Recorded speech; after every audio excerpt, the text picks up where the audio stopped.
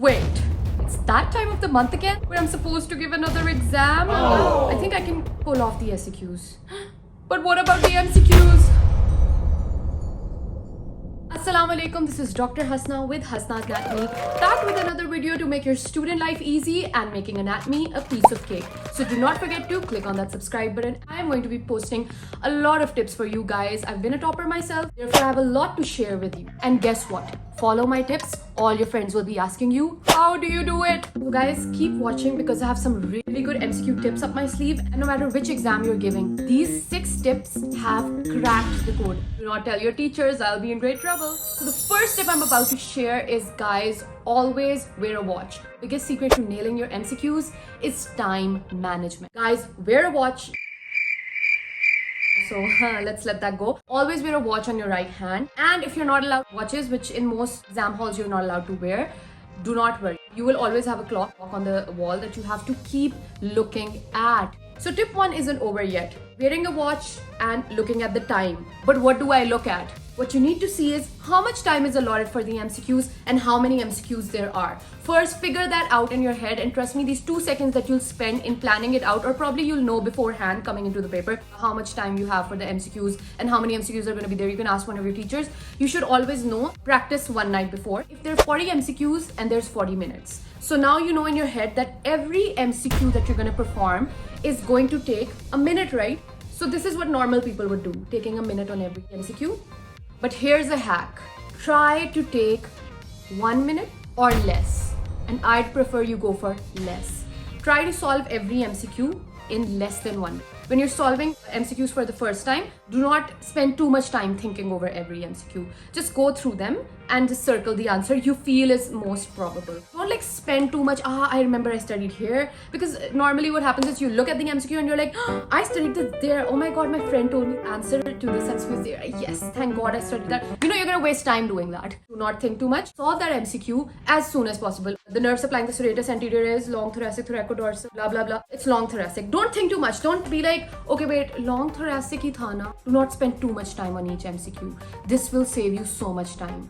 Alright, and you will be on top of time management. The next tip is pretty predictable and simple, but I've seen many people not doing this simple strategy to solve MCQs, and this is that solve your MCQs with a pencil at first. Alright, so I know what you're thinking. You're probably like, obviously everybody solves it with the pencil in those bubble sheets, right? However, I'm talking about the days when you do not get the bubble sheet, you get that question paper with you have to circle the right answer. In those cases, this is what I followed all my life. I always did the MCQs with pencil first. And in case of the bubble option, if I had the bubble sheet, what I did was I did not color the bubble sheet first. I just did the answers with pencil on my question paper of the MCQ. The next crack of the code of MCQs is that you should solve the MCQs by the criteria of exclusion. Okay guys, this is the criteria I've made, and I'm probably sure you know this criteria in this way, is that you see the question and you have A, B, C, D. Oh, I'm sorry, I keep forgetting they've introduced the option E. Thank you so much for making it harder for us, because apparently the institutions do not want us to be happy, because they just don't want to make it easy for you. So what is the exclusion criteria? What you're going to do is, suppose you do not know the answer to a question which goes like this. Dash had a little lamp. I wonder what the answer is. I've studied nursery rhymes when I was a child. Why would I remember it right now? But guess what?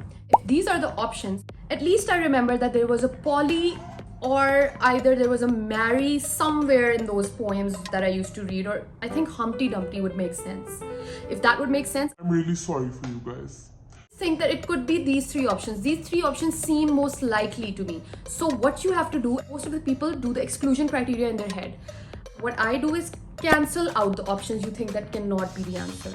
And this is the closest you can get to choosing the correct answer. You have less options to think from. Like the other 2 options, they were just distractors. You just threw the distractors out of the window. That's how simple it was. And now you just have to choose whether it was Humpty Dumpty, Polly, or Mary.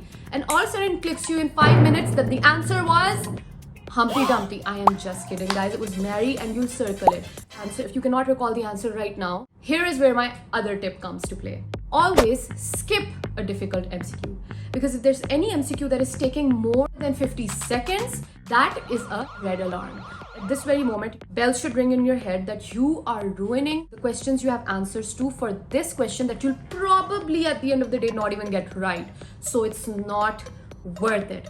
And guys, this point you really need to understand, because people think no, I got this, and they waste their time on that difficult MCQ. So guys, I do not advise you to ever rely on just doing a difficult MCQ for more than a minute or even up to a minute. I don't waste 10 seconds on it. If I know, oh, this looks like a difficult MCQ, this is a topic I haven't studied, and that is a moment where I'm like, no, let's just skip to the next MCQ. Let's give the minute of this MCQ to another MCQ that I probably will eventually find the answer out. So guys, by now, if you've been following my advice and going through your time the way I told you to manage it, by this time it'll be 30 minutes and you're done with your paper. And that's the best part. You've reached a point in your MCQ exam where you have 10 minutes to go or even 5 minutes to go and you're done with your MCQs. Obviously, with the ones that you skipped, you have accomplished a very good pace, and there are chances you'll definitely, if not top, but you'll pass this paper for sure. I'll tell you why. Last 10 minutes or 5 minutes, you can complete and accomplish a lot. So how will you organize those last couple of minutes? This is what you're gonna do. The first thing you're gonna go is go back to this ones that you skipped. The MCQs that you have skipped. Now, since you'll be at a relief that I've done with most of the paper, the majority of the paper is solved, you won't be too anxious. Otherwise, when you're solving a difficult MCQ and you're like, oh my god, I've got all these MCQs to do and I can't solve this, it triggers your anxiety and it makes your exam go bad. For that too, set aside 2 minutes.